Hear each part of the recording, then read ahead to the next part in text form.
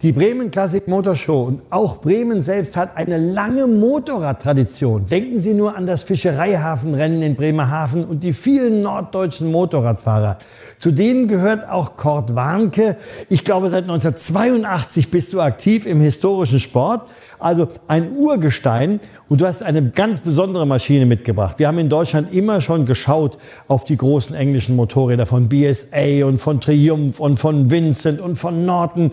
Aber die Rudge aus Coventry, die ist was ganz Besonderes.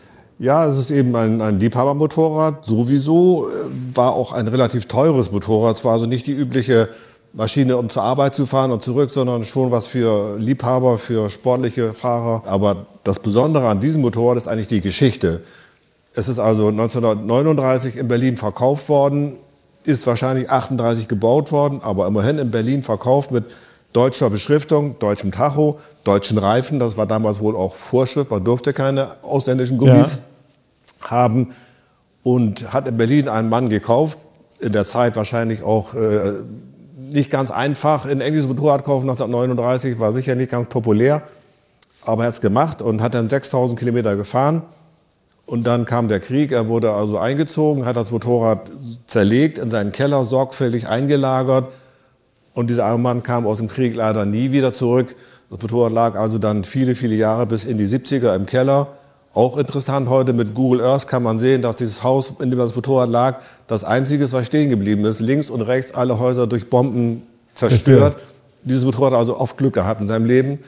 Das nächste Mal dann irgendwie in den frühen 70ern, als die Frau auszog, die Witwe eben, und der Schrotthändler wollte kommen und das Motorrad oder den Keller entrümpeln. Und das sahen zufällig ein paar Freunde aus Berlin von mir und haben gesagt, Mensch, da gucken wir doch mal. Und haben der alten Frau dann angeboten, wir machen den Keller leer. Und die Motorradteile, ja, die könnt ihr mitnehmen. Also mitgenommen und festgestellt, das Motorrad ist vollständig, es ist auch nicht restauriert, es ist also nur wieder zusammengebaut mit allen originalen Teilen. Und das Erstaunliche, es war sogar alles dabei an Papieren, Kfz-Schein, Kfz-Brief, Kaufvertrag, Inspektion, alles komplett dabei. Also das ist schon ein Traum für einen Sammler oder einen Motorradrestaurator, sowas zu finden in dem Zustand und mit dem ganzen Papierwerks dabei. Und so eine Rudge gehörte ja damals zu den Oberklasse-Motorrädern. Ja. Wer das kaufte, war oberhalb der BMW und auch der NSU und anderer, die damals in Deutschland angeboten wurden. Ja, es war irgendwie auch von der ganzen Qualität, die Bauart. Es ist schon alles sehr schön gebaut mit einem Aluminium-Primärkasten, der ist öldicht und englische Bauweise. Motor, Getriebe getrennt, wie immer. Dann eben Zündmagnet. Und ja, man sieht das richtig schön. Hier wird der Zündmagnet angetrieben von einer eigenen Kette. Ja. Hier sieht man den Ventiltrieb für Genau. den Vierventilkopf. Ja. Wir haben dann hier oben den Ölbehälter, der liegt separat über dem Getriebe, das hier unten drunter ist. Und da vorne ist noch die Lichtmaschine untergebracht. Genau. Wie gesagt, hier die Zündung. Ja. Und das alles ist ja schon hochinteressant. Wie wird denn hier geschaltet bei diesem Motorrad? das ist eine Fußschaltung. Eine Fußschaltung. Diese Seite auf der rechten Seite. Man sieht also hier diesen Hebel hier. Ja.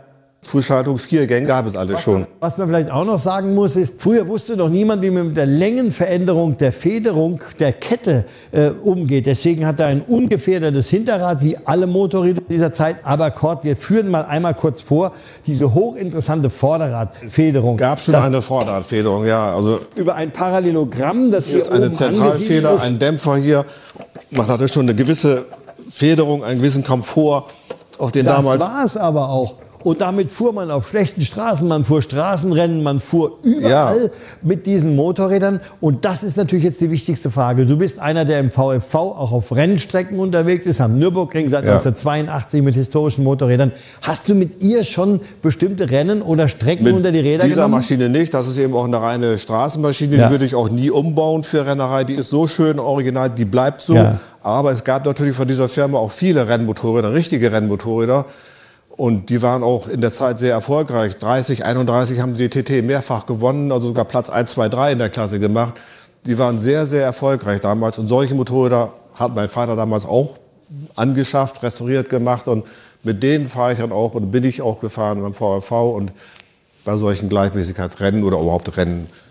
Ein Star unter den historischen Motorrädern, die Rudge Whitworth von 1937/38 mit einem 500 Kubikzentimeter Motor. Völliger Originalzustand, der Nitrolack noch da, die handgezogenen Goldstreifen, die Beschriftung, alles einzigartig. Ebenso wie die Bremen Classic Motor Show.